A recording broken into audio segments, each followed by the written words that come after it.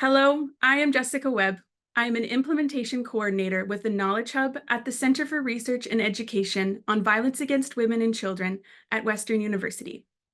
On behalf of the Learning Network and the Knowledge Hub teams, welcome to our webinar entitled Forced and Coerced Sterilization, the Ongoing Genocide of Indigenous Peoples.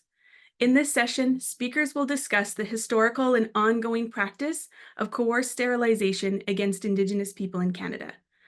They will also engage us in a discussion of the ways Indigenous people, activists, and allies are seeking to create systemic change to stop the practice by ensuring reproductive justice for Indigenous people.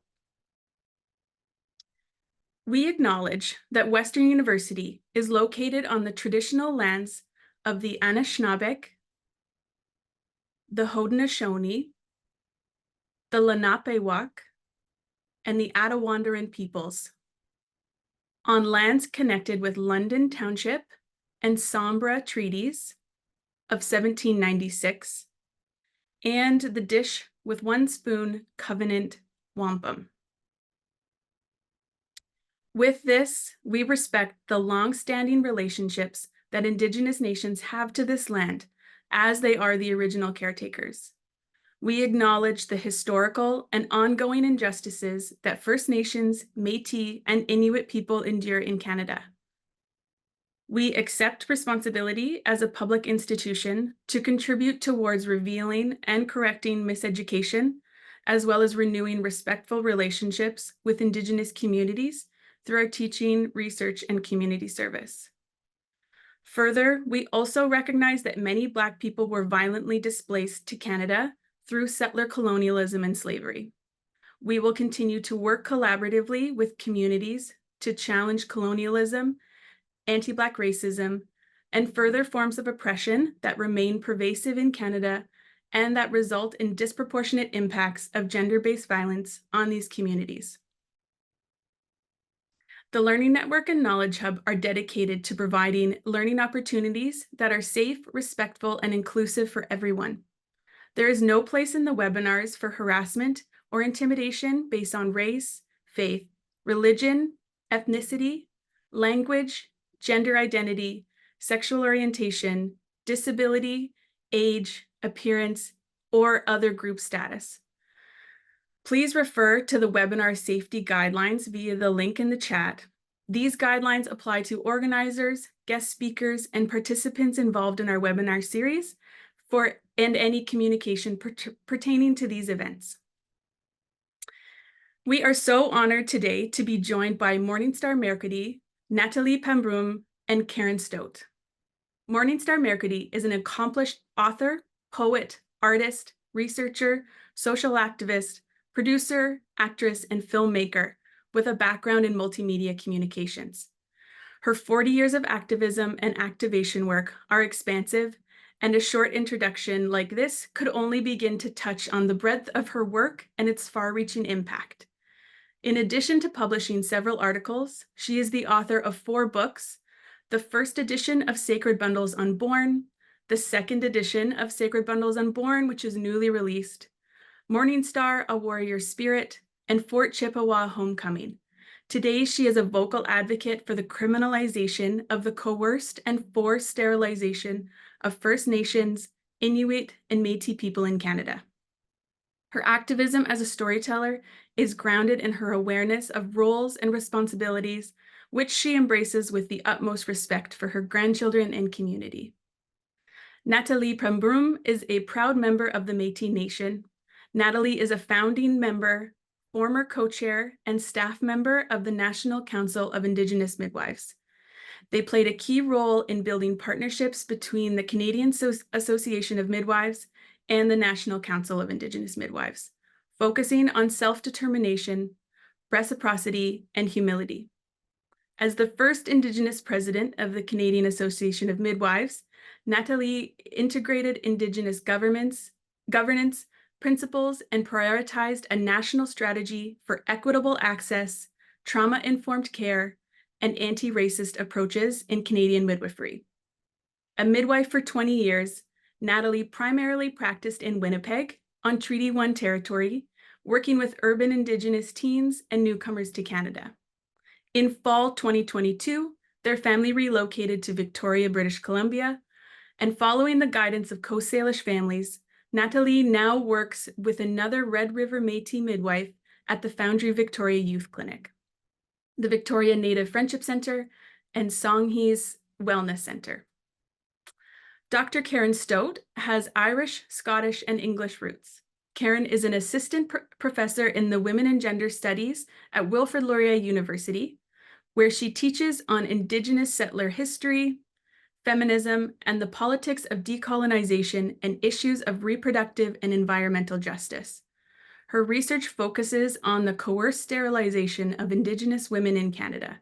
She is the author of An Act of Genocide, Colonialism, and the Sterilization of Aboriginal Women. And with that, I would like to turn the presentation over to Karen. Thank you so much.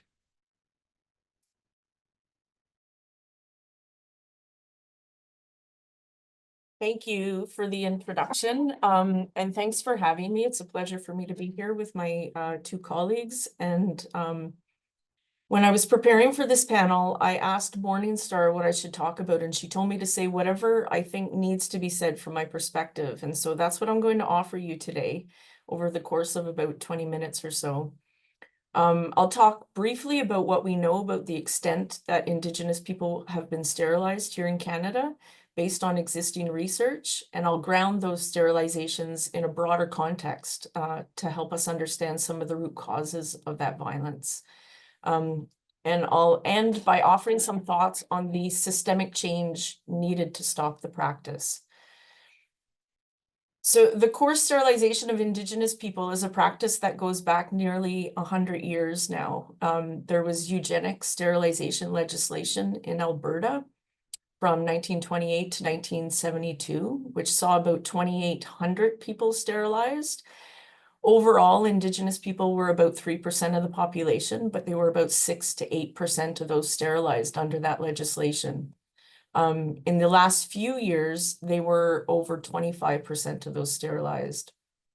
Researcher Yana Greco has told us that young Indigenous women were particularly targeted. She's also told us that Indigenous people were more likely to be defined as mentally defective, which allowed them to be sterilized without their consent. And about 77% of Indigenous people were declared mentally defective and sterilized in that way. In British Columbia, there was also a Sterilization Act in effect from 1933 to 1973.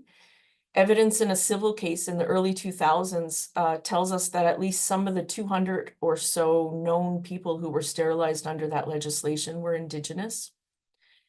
And we also know now that sterilizations happened outside of eugenic legislation. So in Ontario, for example, from the 1930s to the 1960s, about 1,000 sterilizations were arranged by A.R. Kaufman, the businessman and the owner of a rubber factory in Kitchener, Ontario, where I live actually. Kaufman he's often referred to as the father of birth control in Canada, and he was also a eugenicist, and you can find archival letters written by him to different levels of government, arguing that to provide public health and welfare services to communities that are living in poverty, including Indigenous communities, but without also providing birth control was actually a waste of money and resources. In the north of what we call Canada, sterilization legislation was proposed twice in 1939 and 1941, but none was passed. But my first book, which you can see the cover of there, tells us that based on that research that I did for that book, up till the mid-1970s, hundreds of sterilizations were performed on Indigenous women from northern settlements. In any one year, between 12 and 21% of the childbearing population was sterilized in some of those communities. And the justification for sterilization in most cases was multiparity, or having given birth to 2 or more children. We also know at least 580 sterilizations were performed at federal Indian hospitals across Canada. And I say at least because information is missing on the Charles Camsell Hospital in Alberta, which was the largest and most well-known Indian hospital. And so potentially over 1,100 documented sterilizations took place over 1,200 if we include Indigenous men in that total. And these are in addition to sterilizations under provincial legislation in provincial institutions. And it's important to understand when we're talking about numbers that when you sterilize even a small number of people in communities that are already numerically small, we're sometimes talking about communities of 200 to 300 people, that sterilization rates have greater impact over time. And we know there were other issues, problems with informed consent, either no informed consent or forms not being translated into the language or dialect of the people, guidelines not being followed on when sterilizations could take place. There were also problems with interpreters, either no interpreters or a lack of policy on interpreters, or sometimes relying on high school students or cleaning staff in hospitals to interpret complex medical procedures. But most importantly, what I argue in that book is the context in which those sterilizations took place was one of colonialism and assimilation. And that includes Western medicine being used as a tool of colonialism. And so when you consider all that, it's difficult to speak of freedom of choice and informed consent. And we know, if you don't know, you will know more about that. More recently, over 100 Indigenous women have come forward with their experiences of being sterilized since the 1970s and as recently as 2019. In that year, an Inuk woman had her ovaries removed without consent by a doctor who since apologized for his quote unquote unprofessional conduct. There's now a newly formed survivor circle for reproductive justice, which counts over 200 women as members. There's proposed class action lawsuits pending across Canada, in Alberta, in BC, in Manitoba, and Saskatchewan. There's another suit proceeding in Quebec. There's also an individual suit in the Northwest Territories. And this is in addition to at least 2 earlier suits in the Northwest Territories and the Yukon, also filed by Indigenous women who were sterilized without consent.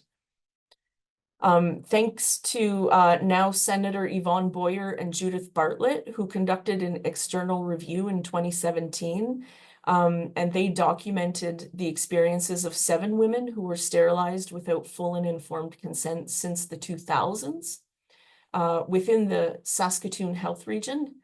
And the review only dealt with women who were coerced immediately after giving birth, and they left out at least 1 woman who experienced coercion before giving birth.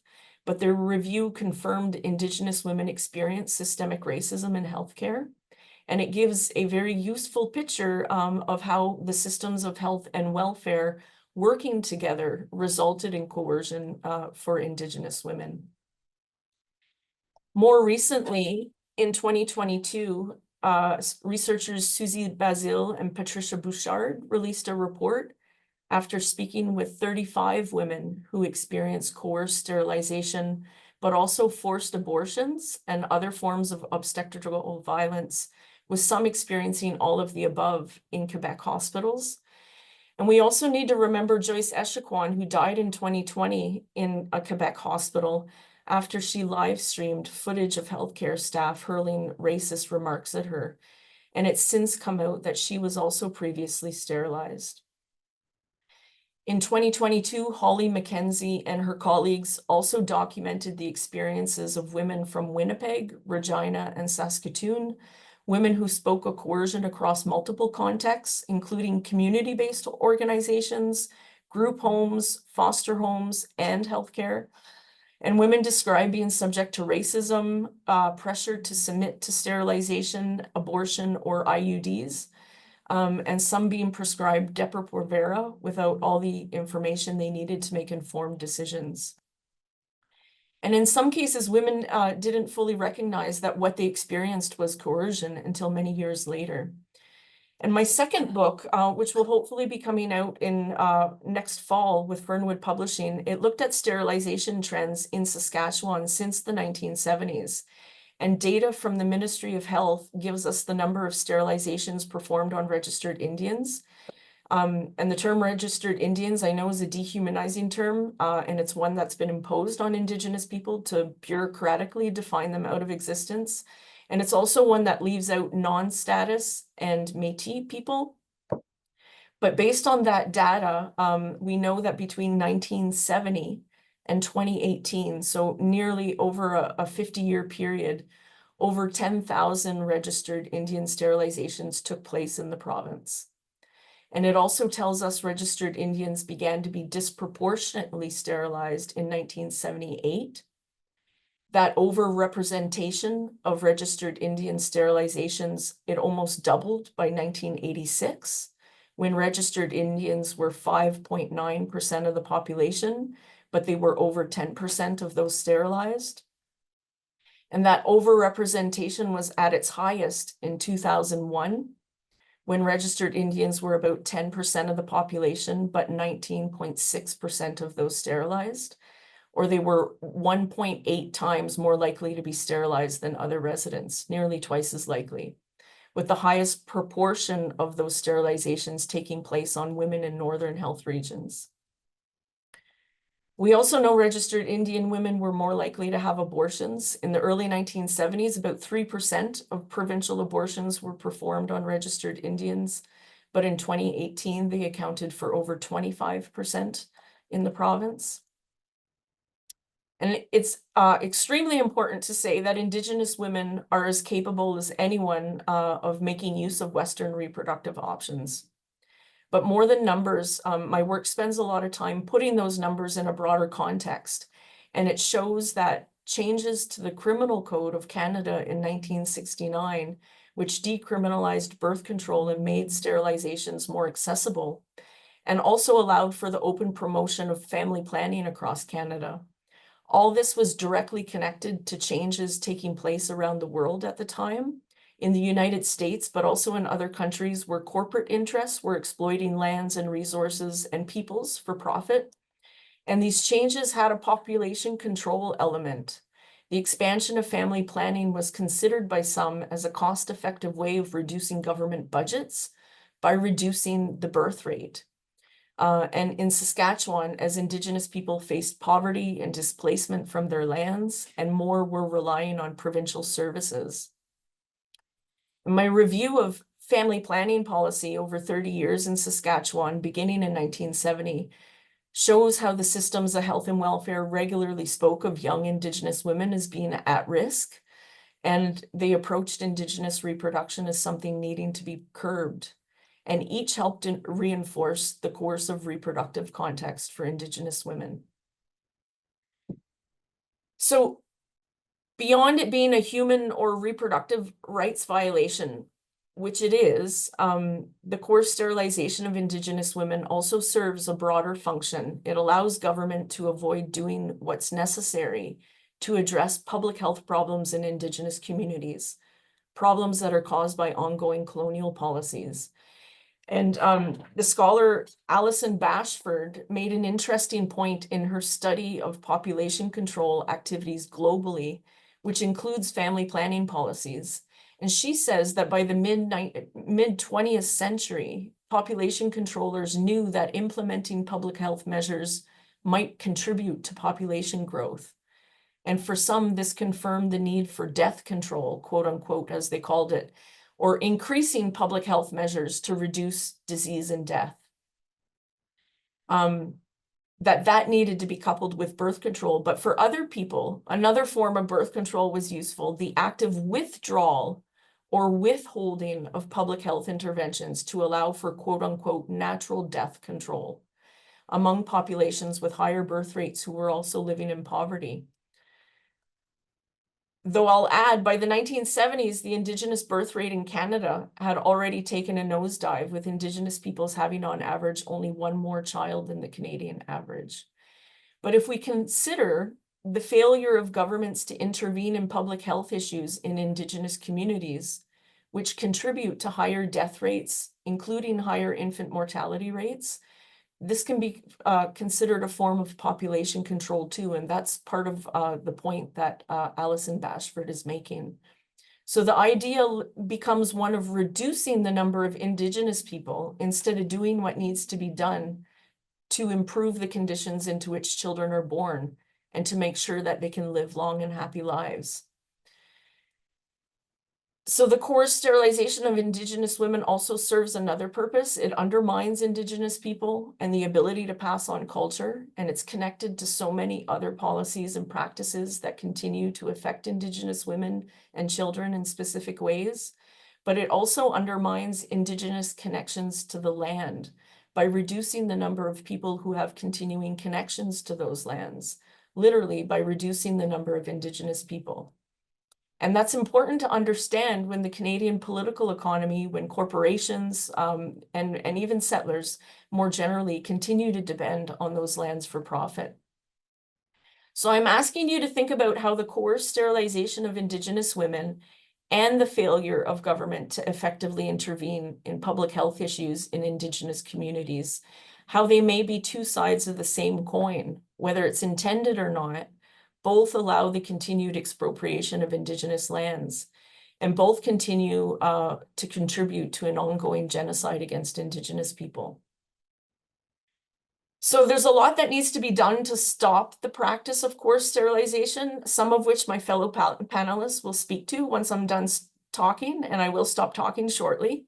But I'll end by saying that whatever's done in the immediate, whether it's criminalization and holding perpetrators accountable, whether it's investing in the return of birth to Indigenous communities, or whether it's ensuring informed consent in healthcare, broader systemic change is also needed, not only to laws and policies and practices that shape how institutions are run and how healthcare is delivered, but this also needs to include a fundamental transformation of the social relations that define our collective relationship with Indigenous peoples, that shape Indigenous interactions with Canadian institutions, and that lead to coerced sterilization and so many other forms of violence in the first place. Social relations that have to do with lands and resources, who has access to them, how they're used, and social relations that are inherently coercive as well. The inquiry into the large number of missing and murdered Indigenous women and girls made clear that violence against Indigenous bodies is directly connected to violence against Indigenous lands. And the reproductive violence Indigenous women experience is directly connected to the larger systemic violence that comes from occupying and exploiting those lands as well. And the institutions of health and welfare have played a role in upholding those coercive relations. If I look back, going back over 100 years to 1918, George Vincent, the president of the Rockefeller Foundation, said that for the purpose of peacefully penetrating colonies and placating primitive, suspicious peoples, Western medicine had advantages over machine guns.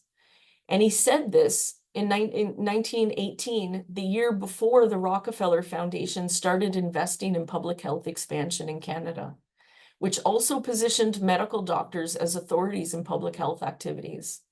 And the Rockefeller Foundation was named after the richest man in America at the time, who built his fortune largely through oil and gas taken from Indigenous lands. And the Rockefeller Foundation played a central role in the expansion of family planning policies around the world. Another public health scholar and the past president of the American Public Health Association, E. Richard Brown, he put it that Western medicine replaced religion as the intimate arm of the social order. And for Indigenous peoples, Western medicine remains a tool of colonialism. So not to pick on them, but I'm left feeling like apologies, like the most recent one offered by the Canadian Medical Association, aren't enough.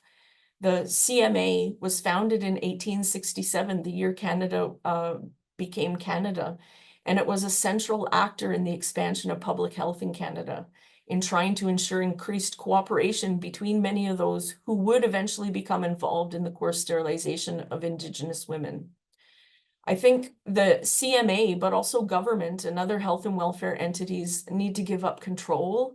They need to give up taking the lead. And I think they need to let go of the assumption that their position of authority is a given, or that Indigenous people just need to be incorporated or better represented within these spaces on terms that haven't been set out by them. I think if we want to address systemic racism in healthcare, we need to address systemic racism beyond healthcare. And to do that, we need to support Indigenous peoples in their land-based struggles, so we can address the social relations that lead to systemic racism in the first place.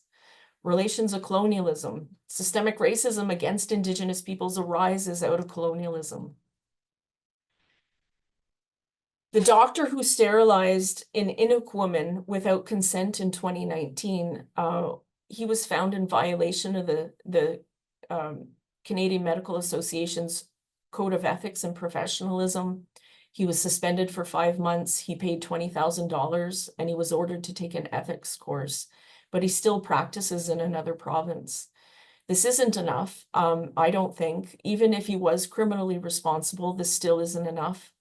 I think it's past time for us to think about how we can support Indigenous peoples and imagine different ways of relating with each other and the land. And we need to start questioning the role of institutions that so many of us take for granted. And maybe we even see them as value-free or inherently good. When these institutions and sometimes people working within them carry out violence against Indigenous people. So I'll end by saying we have to remember Indigenous health systems are based first and foremost on ensuring healthy relationships with the land and broader environment. So people and communities are as healthy as they can be. So they're hopefully prevented from getting sick in the first place. And that might be the most ultimate form of preventative medicine. If we all help push forward changes to respect Indigenous health systems and broader sovereignty, I think we would do a lot to prevent coerced sterilization, but also other forms of systemic violence too. And so I think we have a lot to learn from Indigenous peoples. So thank you for listening.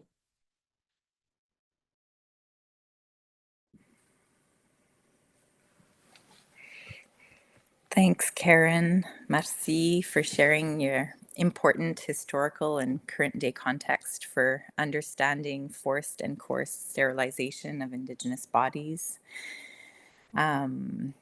Today, I'm Natalie Pembrin, and I'm going to be focusing on specifically some best practices for providers, but also as a midwife, I want to be able to highlight some of the transformations that are underway within Indigenous health in Canada. And I'm going to speak to the work of Indigenous communities and providers and some of the innovative practice models that are working to create some ethical spaces at the intersection of Indigenous health and wellness knowledge, Western medicine, and the healthcare services for Indigenous people. So given the complex history of forced and coerced sterilization, I think it's obvious that we need a response that is looking at the cultural, organizational, and systemic transformations that are necessary to address the deep and ongoing inequities experienced by Indigenous populations. So these responses, as Karen reminded us, need to be rooted in Indigenous knowledge and prioritize Indigenous voices, values, and concepts. And a solid understanding of the root causes of the structural barriers in healthcare and how they impact health outcomes is important. They set the context for how healthcare providers have to adapt their day-to-day practice to be safe and responsive caregivers. So if we're starting with colonization, I think acknowledging that the erasure of Indigenous health knowledge and practices has been and is a direct tool of colonization and assimilation. So when I'm reflecting from an Indigenous reproductive justice lens, the following examples sort of come up for me.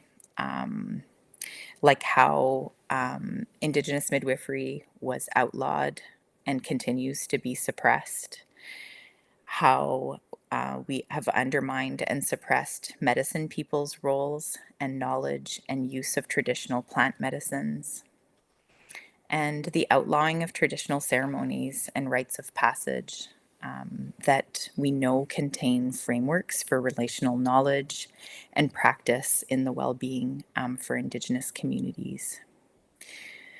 So as Karen eloquently kind of brought forward, the government of Canada was that primary agent of change as the country introduced universal health programs and, the interesting coincidences around medicine and the role of healthcare um, in a lot of these colonial practices.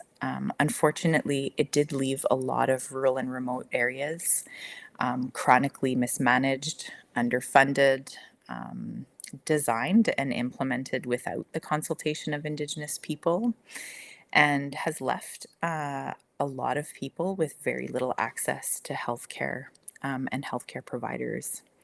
And I'm bringing this up because the relocation to access reproductive or birth services has been the colonial norm for most northern, remote, and rural Indigenous communities. And I think it really does allow for this perfect storm of challenges and barriers to emerge for reproductive healthcare delivery, where we see, delayed access to medical information, delayed access to direct healthcare delivery services, language and cultural barriers that essentially contribute to poor health outcomes.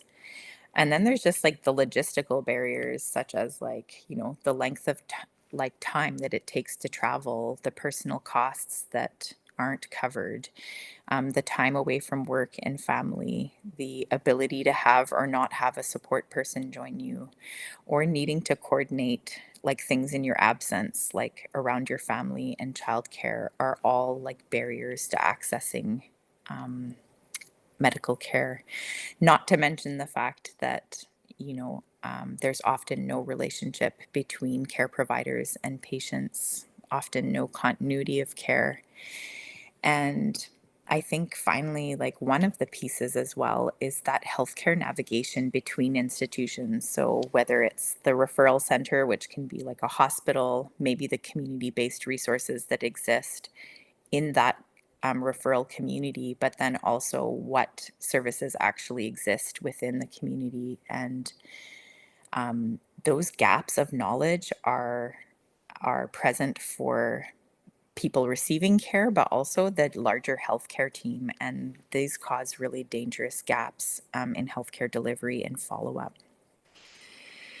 So, you couple all of those things and you add on the ever present jurisdictional issues of healthcare delivery between federal and provincial stakeholders and governments, sort of creating these Jordan's principles like all over the place, leaving huge gaps in the implementation of services, timely access,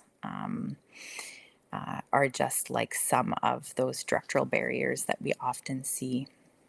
So, I'm going to get into what it means as healthcare providers. So, I'm going to start a little bit with a few brief descriptions.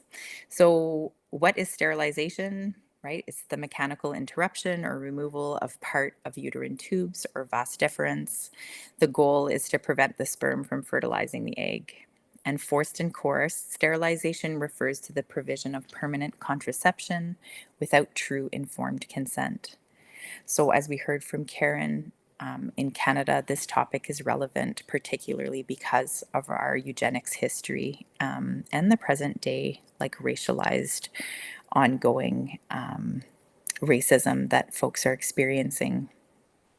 So, there's a lot of healthcare scenarios where the topic of sterilization is encountered. However, the most common time for discussion is often during the childbearing year.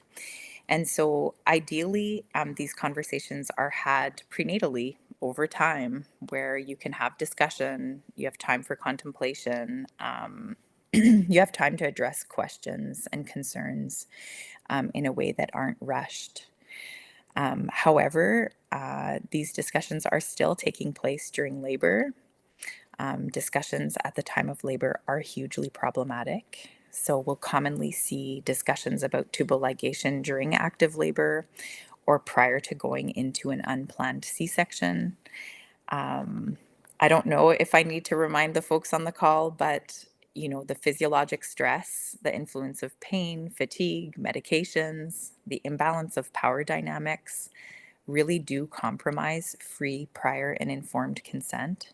So sometimes a patient is also admitted in hospital for birthing, and they're going to experience multiple providers recommending sterilization until the family kind of acquiesces, like owing to perceived lack of power or knowledge. Other families have endured the threats of having other children apprehended if they didn't undergo sterilization procedures. I think beyond this, there's other manifestations of sterilization that I think are worth mentioning. Karen did touch on this. People with disabilities have chronically been excluded from the decision-making process around their own fertility. There's also many intersex people experiencing unnecessary surgeries prior to the age of consent that affect their future fertility.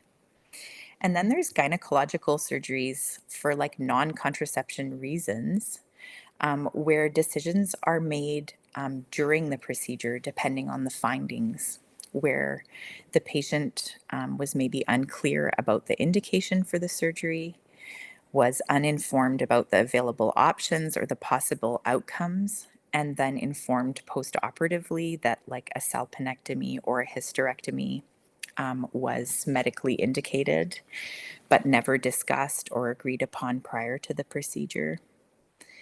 Sadly, there's also allegations of Indigenous girls as young as 9 years old have been forced by social workers to have IUDs inserted by physicians to prevent pregnancies, should they be assaulted or sexually active while in the foster care system, often without any follow-up care. So I think as healthcare providers and social workers, it's important to understand the implications of what it means to be an Indigenous person accessing contraceptive care. I think general distrust in the medical system is like a natural starting point for people accessing care. And I think if we understand and acknowledge the roots of this, it's the beginning of understanding about how our actions can contribute to the repair and to understanding the power of relational and trauma-informed care as a way forward. So when I'm talking about our role as care providers, we have to check our positionality. Don't assume that in your role as a healthcare provider, an allied health or social worker, you know what's best for Indigenous families. We know better or best mindsets exist. And usually this stems from a notion that Indigenous people are still uneducated or undereducated, living in overcrowded housing, living in poverty, and that the humane thing to do is to lessen the burden and hardship and challenge by adding another child or more children into the same family and household or even community. We have to stop presuming that these actions and attitudes are a thing of the past. A lot of Indigenous people continue to be marginalized, disrespected, and violated and harmed in the name of the Canadian healthcare system. Indigenous women and genderful people have a right to make their own informed choices about their bodies based on their own Indigenous values.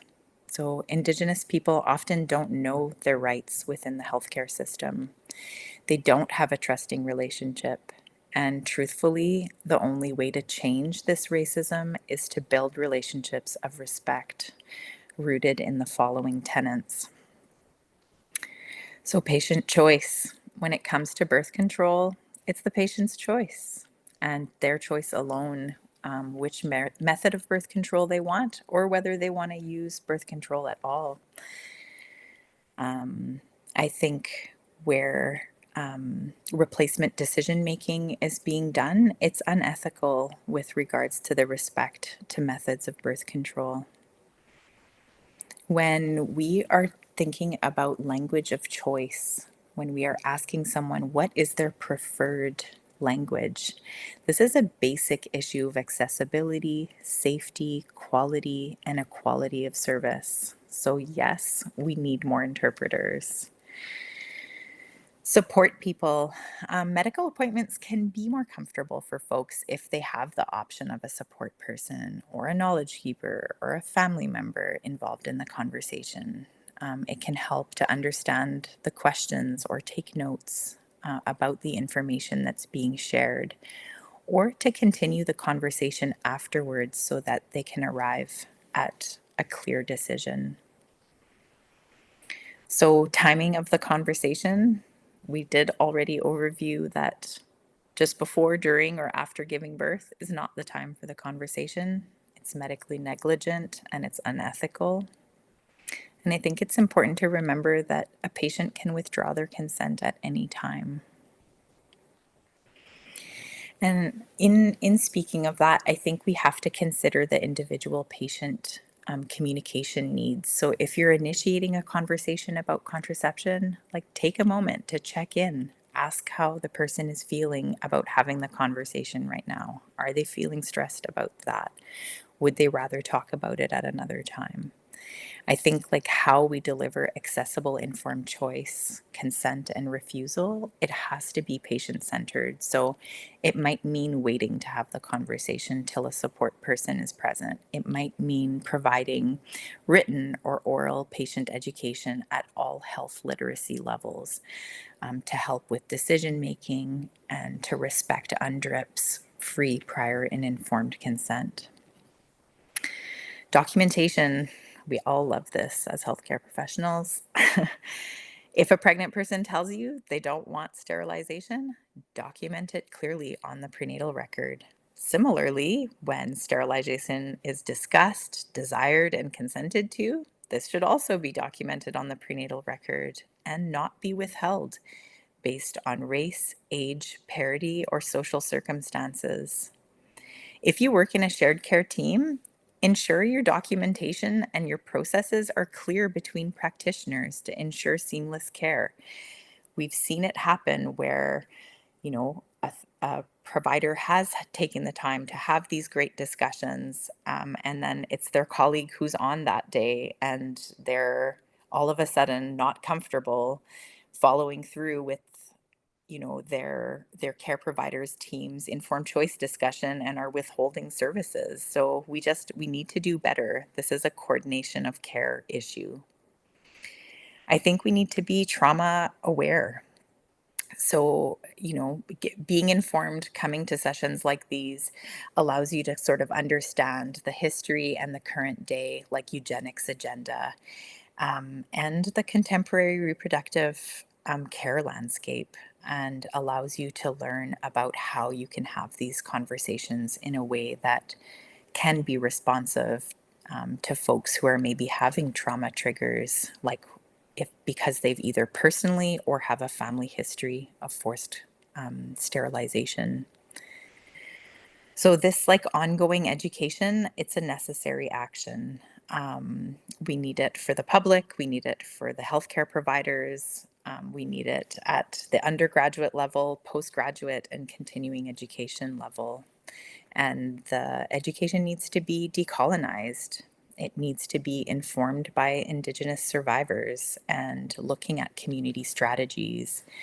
It needs to include our history of colonization and oppression, anti-colonial and racism teachings, and it needs to focus on care um, that that really embodies like healing-centered engagement, and it needs to also include understandings of Indigenous culture and language. So when I think about how Indigenous communities are restoring like protective health and wellness practices to prevent this violence, I think it does start with our Indigenous sexual health educators that are centered on a reproductive justice lens. And this ensures that, that information to our youth is coming far before a time even of being sexually active, and where we can know and have knowledge about our bodies and the history of what has happened. And when we have that good understanding of our bodies and of consent, we're better equipped to make confident decisions and know how we can get more information or where to get more information if we're not feeling adequately informed.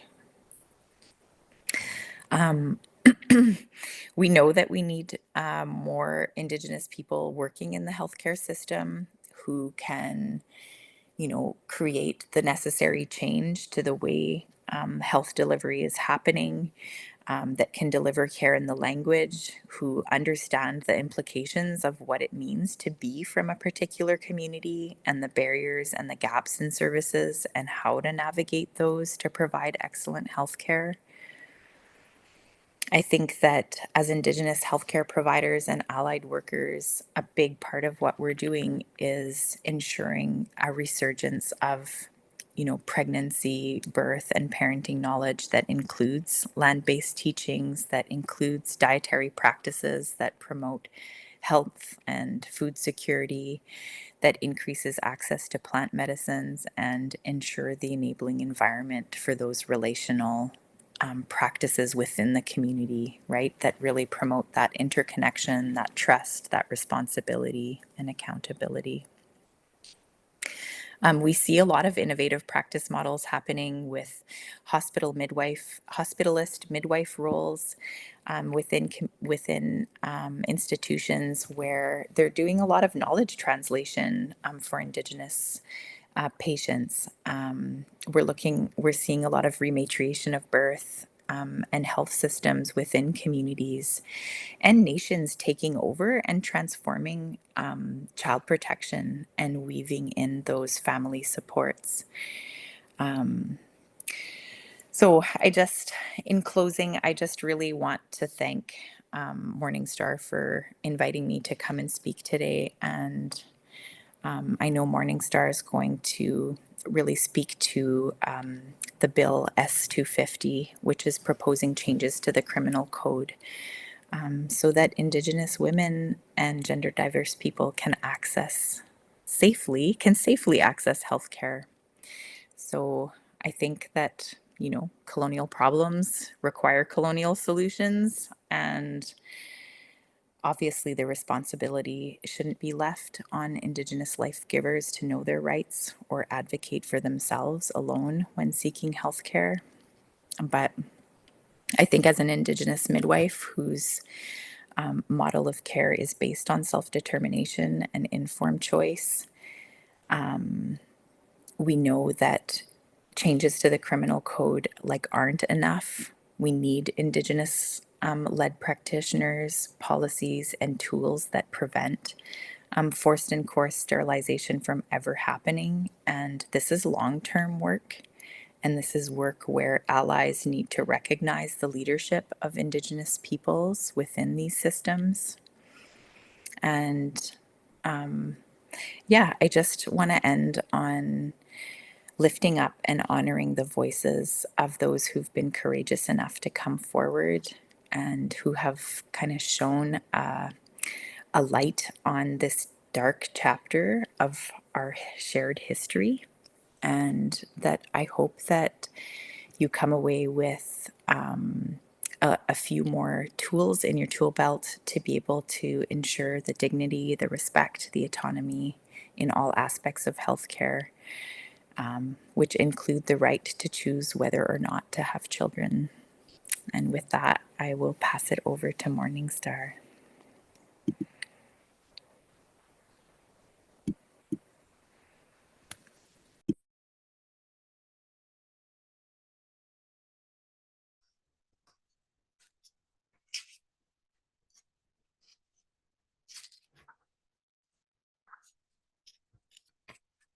Can you hear me? We can hear you. Okay, there we go.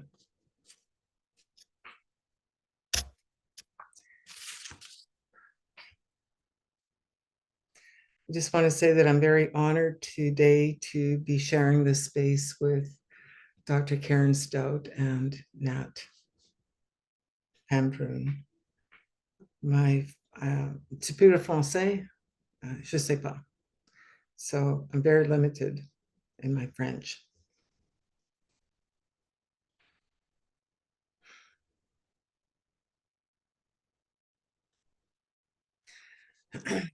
I'm taking a moment to ground myself, and in doing so, I begin with the honoring and acknowledging the ancestors and relations that have gone before us, that have, as a result, I'm able to be here today. I acknowledge the aunties, the grandmothers, the mothers that have gone before us, those among us and those yet unborn. I acknowledge the sacred bundles unborn that have been denied life as a result of sterilization.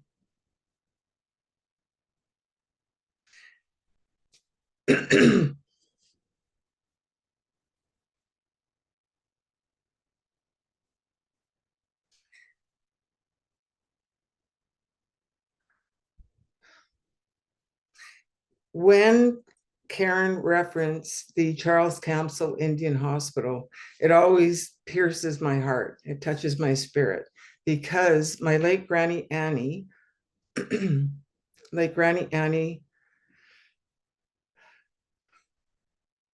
maiden name Laviolette, married name Pichet.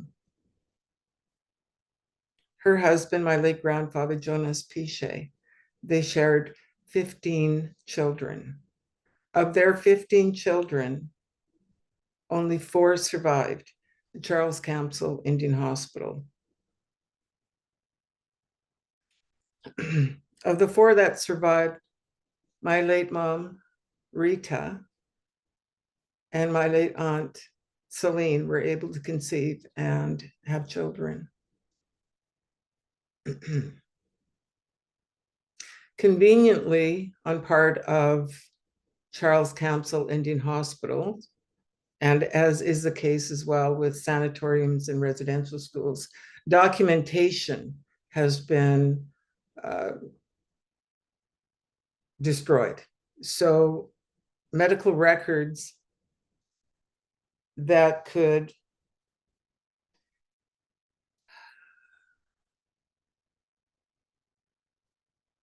provide much needed data and historical account of what occurred to hundreds of thousands of Indigenous, Métis, and Inuit children and women.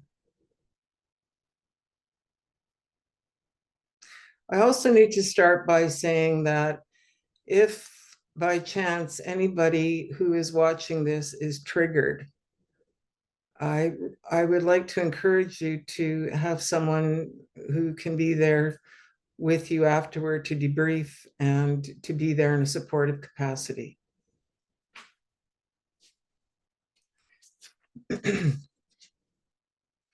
Of the many allies and women that have come forward, and certainly the survivors, I am holding my hands up to you today to acknowledge all of what you've endured and overcome.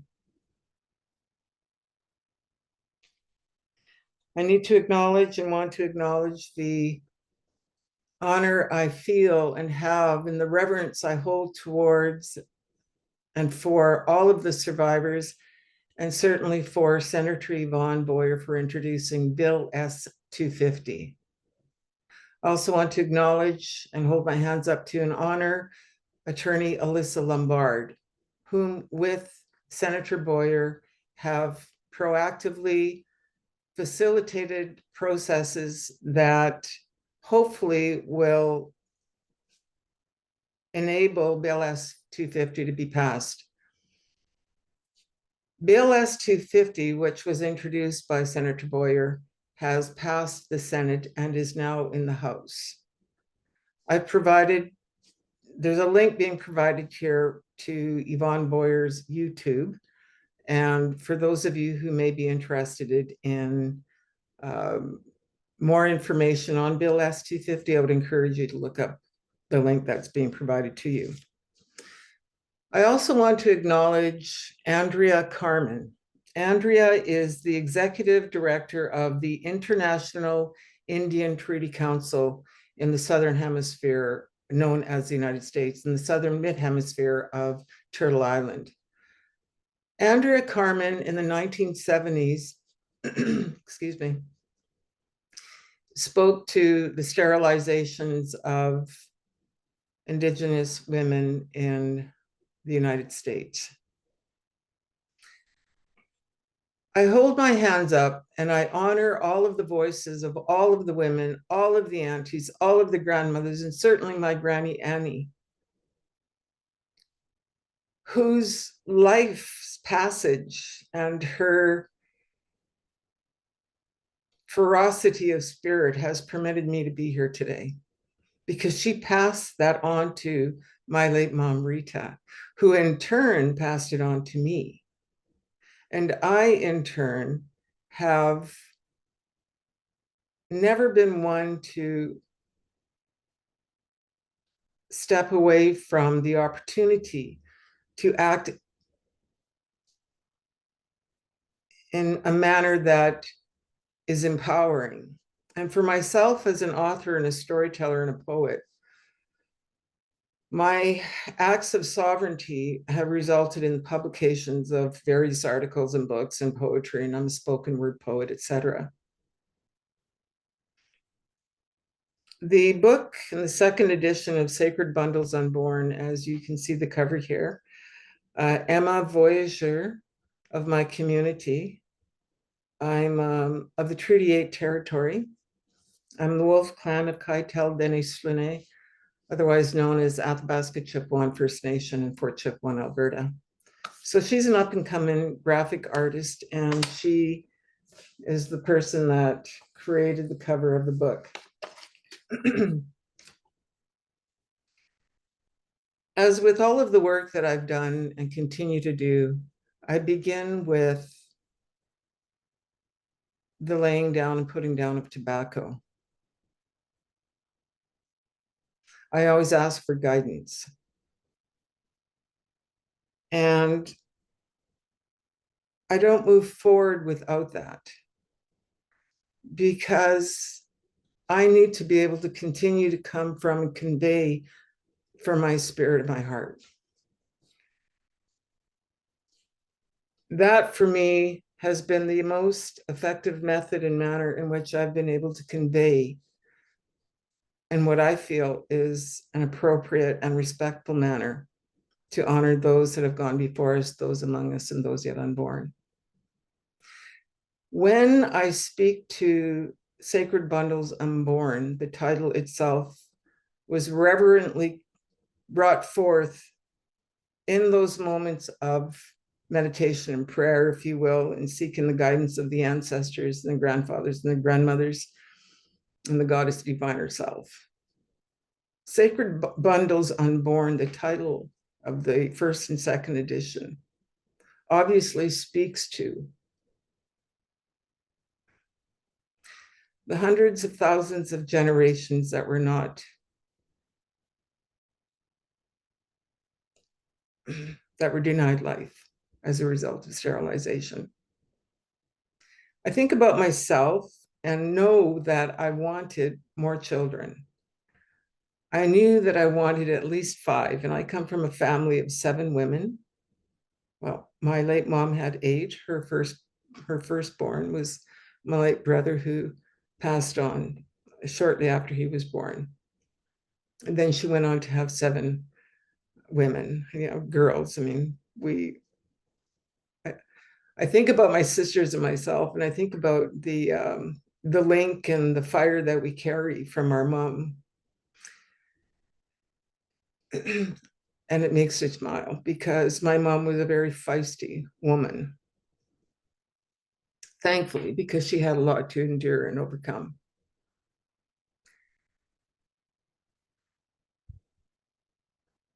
I know that I wanted to have at least 5 children.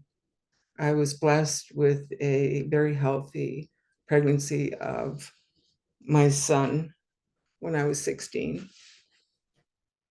And I describe in Sacred Bundles Unborn, the second edition, I added a new chapter to it. And I talk about my grannies and how they taught me how to bead and make moccasins, and how today, as my own process of dealing with PTSD as a result of basically history, I found that beading and making moccasins and sewing as a very healing meditative process for me. I've made moccasins for my grandchildren. I've got 2 grandkids, and I know that there would have been many more moccasins that would have been made had I had the opportunity and was not denied the right to conceive. As an act of sovereignty and an exercise of sovereignty, that's where Sacred Bundles Unborn came from. The level of disempowerment that I experienced when I began to recall what my body, my psyche, and my spirit wouldn't allow me to recall until I was in my 50s. The impact of that was so great that I felt at that point the only recourse that I could take was to end my life. And I've been clean and sober now for like 38 years. I'd even thought about drinking. Needless to say, I understood at that point when those thoughts came to me that I was in crisis. Only I would not know to the full degree of that crisis until I found Terry Bailey, who I continue to work with to process a lifelong journey of PTSD. I've often stated when being interviewed by media, whether it's print, radio, or television, that I won't talk to what happened, and I refuse to, which is why I wrote it. And I encourage anybody who is interested, definitely read the chapter, and you'll understand why I refuse to talk about it publicly. But what people don't understand and aren't aware of, because I don't make it public knowledge, is that a part of not discussing what occurred, what happened to me when I was 14 years old, is that it pulled a thread, it pulled a string that unraveled so much trauma that if it were not for the ability for my body to compartmentalize, I wouldn't be here today. I know that. So when that thread was pulled, as if, anybody that does knitting or crocheting, if you pull at a string, it all comes apart. If you're not complete, your project, whatever that might be, whether it's a scarf or a sweater. I speak in metaphors.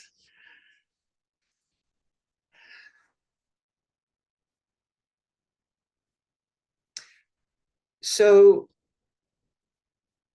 when I became conscious of what happened to me and I started to recall, it wasn't only the event of what was done to my body and done to me.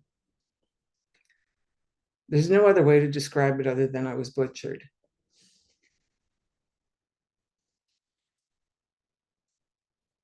The trauma wasn't only encapsulated in that moment in the hospital at 14 years old and what they did to my body and what they did to me.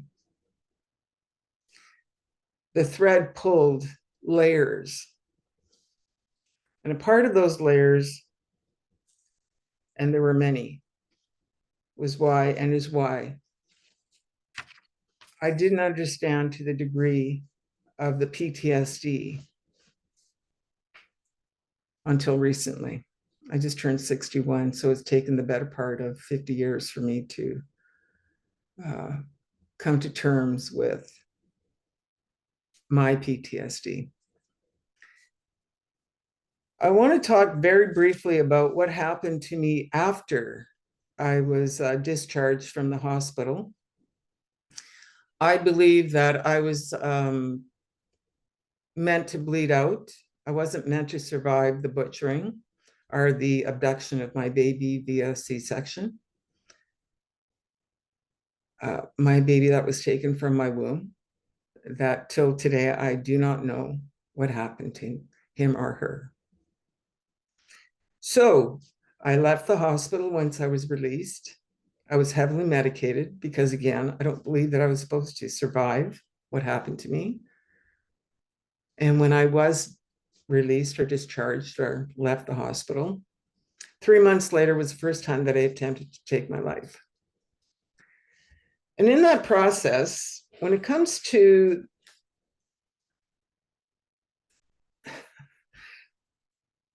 really appreciate the I really appreciate what both Karen and Natalie had to share in terms specifically having to do with the white supremacist racist attitudes that justify sterilizations that are historical. I make reference to that because the first time that at the age of 14, that 3 months after I was released from the hospital, I went back up north to my mining town community of Uranium City. And I attempted to take my life. I was brought to the hospital, obviously unsuccessful. I mention this because I've had a misdiagnosis of my mental health haunt me for the rest of my life. And this misdiagnosis was put in my medical file after I was released from the hospital on that January the 1st, when I was 14. And it basically states that they diagnosed me as manic depressive with person disorder, sociopath, asocial. I go into the hospital for one night and I'm released. And this is what was placed on my medical health record, which today is still there, which resulted in further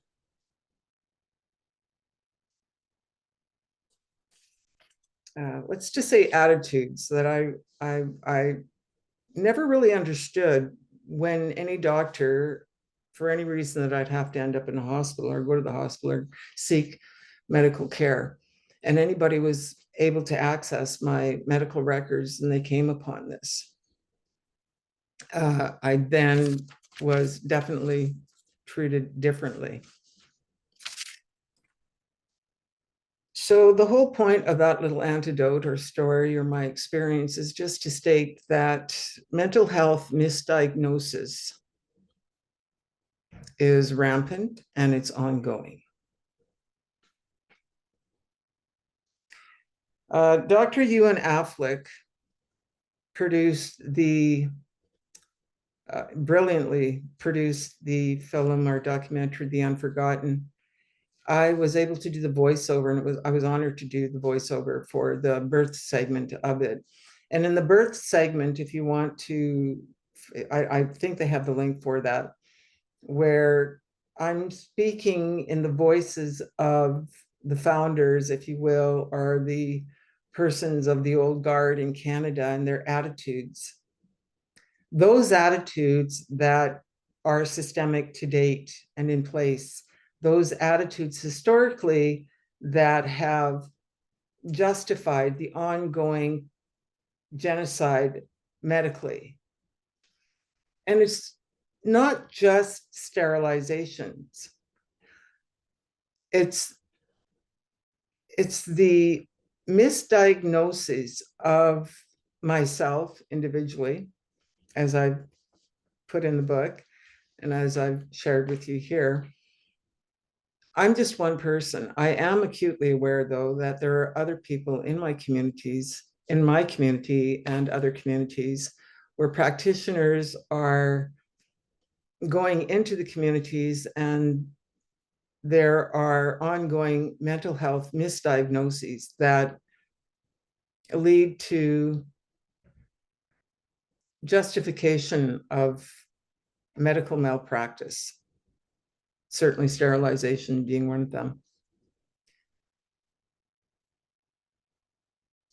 Though we're talking about forced coerced sterilization, and I'm making reference specifically to my own experience, it isn't just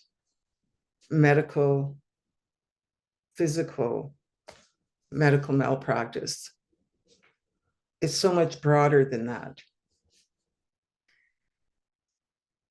And it can be very overwhelming, not only as someone on the receiving end of this historically, but I'm aware, acutely aware, when I go into a hospital, for example, when I've had to often go to the hospital with my late dad prior to his passing in 2020, as well as my late mom, who also passed in 2020, often having to go to the hospital with either of them for any variety of reasons medically. The subjugation that my parents were received because they are visibly Indigenous, as I am visibly Indigenous, was so heartbreaking. I literally at one point had to advocate for my father, my late dad's life to be saved because they weren't going to perform surgery on him. And I literally had to tell the manager of cardiac that if my father was released from the hospital without receiving the heart surgery that he needed, that I would come back and sue them. So the efforts on my own part and to advocate for my own human rights, as well as to advocate for the human rights of my late parents, isn't something that when I go into emergency or I go and get, when I need medical help, isn't something that I should necessarily feel armored to do so. Yet that is the reality. And if I were to say anything, as I was interviewed for I was invited to the CMA apology and flown down to Victoria by the CMA. They contacted me a couple of weeks prior to. And of course, I was interviewed by, I think, CBC television, national news. And I'm also an investigative reporter and journalist.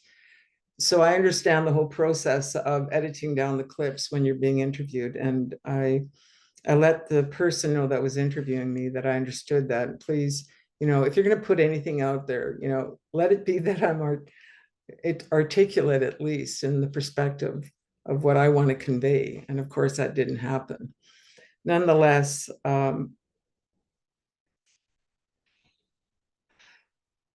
I was asked whether or not the CMA apology would make a difference. And to that I said, obviously no. And then I was then asked why. I said, well, we basically live within a medical health system that for the most part, systemically, historically, has been indoctrinated to believe that Indigenous, Métis, Inuit peoples and women of color, people of color, are subhuman. Subhuman. Therefore, justifying the medical malpractice, the death, the sterilizations of subhuman people systemically. So that's like a tidal wave. I walk into a hospital and I've got this tidal wave of indoctrinated systemic white supremacist racism that I have to somehow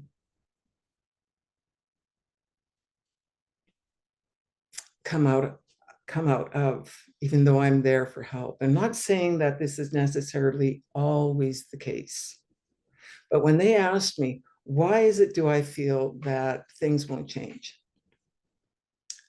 Well, I simply have to state the most obvious response to that question for myself is what I've just stated. We are living within a society, systemically, medically. People have been indoctrinated to treat Indigenous, Métis, Inuit, and people of color as subhuman. And certainly for myself, that's been my experience, which has led to what happened to me and what's happened to thousands of other people. I survived. I survived from the sheer tenacity and will that was passed on to me and from the line of women that I come from. In the latter part of my life, I've come to understand that we as Indigenous peoples are a matriarchal society. We are a matriarch societies and have always been and continue to be. Matriarch societies that are within systems that are patriarch hierarchies.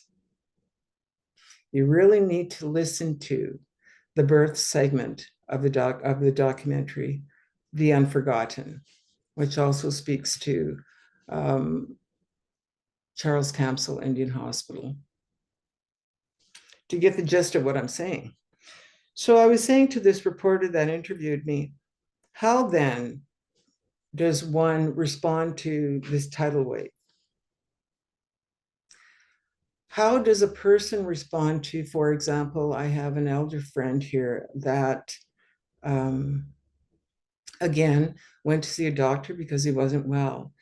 And the doctor told him, before he even assessed him, he said, you shouldn't drink so much, alcohol's no good for you. And that by far, this whole, that comment and the whole stereotype and connotation attached to that comment is rampant in Canada and on Turtle Island, and is probably the most easily accessible joke, anecdote, stereotype that people go to. Oh, those drunken, so on and so forth.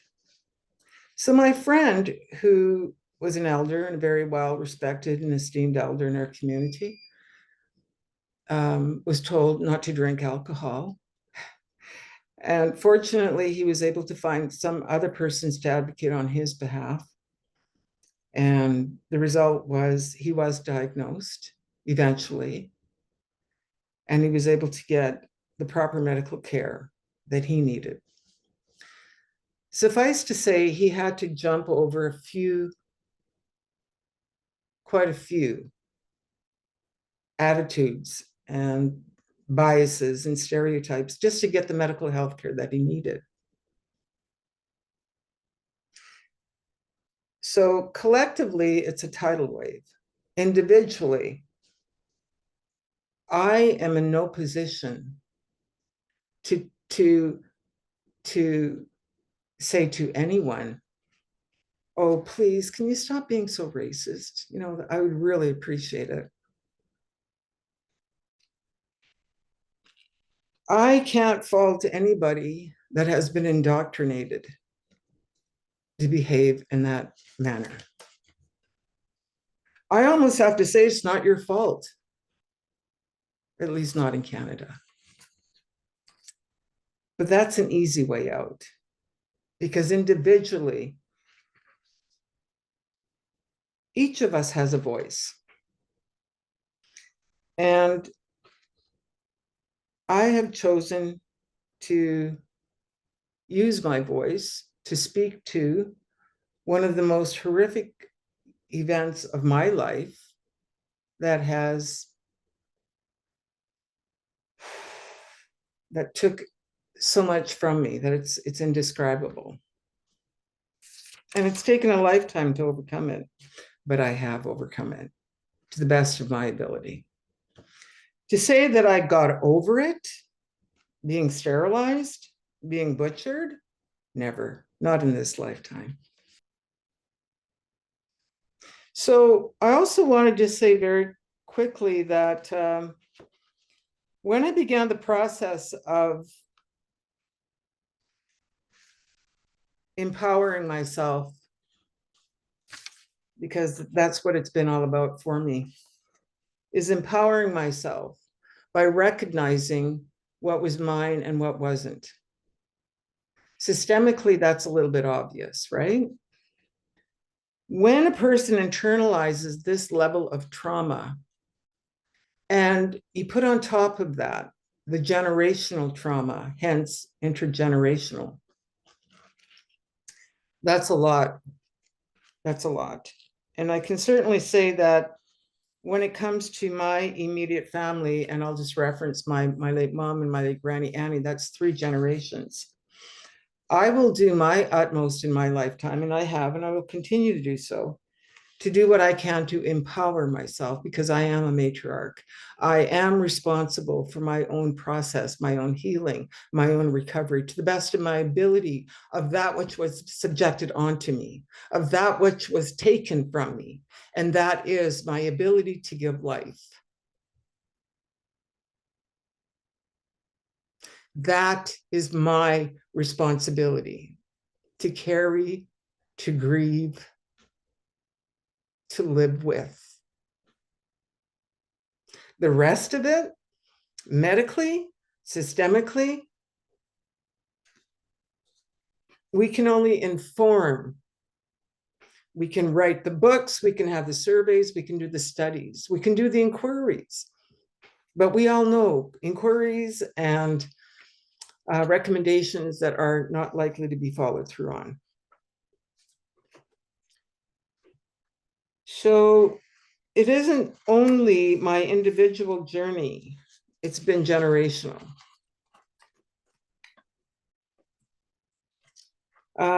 As a spoken poet, I've used my poetry and my writing as a means of empowering myself to be able to move forward in my life in a manner that is an act daily of sovereignty.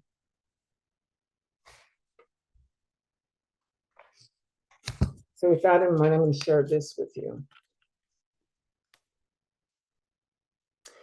Turtle Island and beyond her shores. Void imprints cast on earth, lonely shadows lingering over barren, empty, desert, dry mirages reflected in a mother's tears. Grieving for her uterus, fallopian tubes, womb, babies not conceived, generations past, present, future. Wishes and dreams blown in the 4 directions across Mother Earth. Barren babies, never will they lay in her arms, nor walk on earth. They eclipse faded silhouettes onto ancestral, shimmering northern lights, watching over among ancient ones, reunited. In spirit, only to be unearthed in dream time. Descendants denied descent from embryonic existence into earthly realms of fluidity, nestled within a mother's womb. There is no return from this place of grief for her unborn children, not on earth, nor in spirit. So back to those moccasins that I wanted to make for my many, many grandchildren. Just to keep it in perspective, I would have had about 5 children, I'm sure of it. And if you look into the future, and if I look into the future, and just in 7 generations,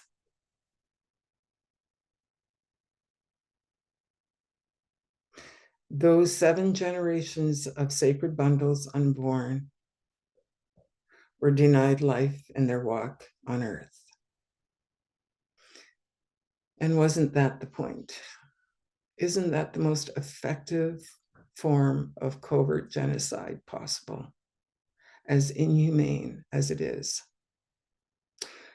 So to hear from Senator Boyer that Bill S-250 has passed the Senate, is now in the House, gave me hope. And though it's often quoted as sterilizations up to 2019 recorded and that we're aware of, I would venture to say that as we speak, and I speak here today, that it's happening somewhere in Canada, the Northern Hemisphere of Turtle Island. Bill S-250 would effectively impact that and stop it.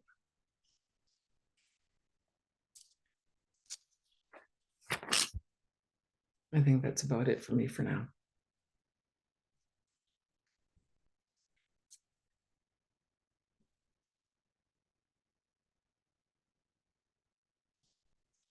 You're on mute, Jess. Thank you. Sorry.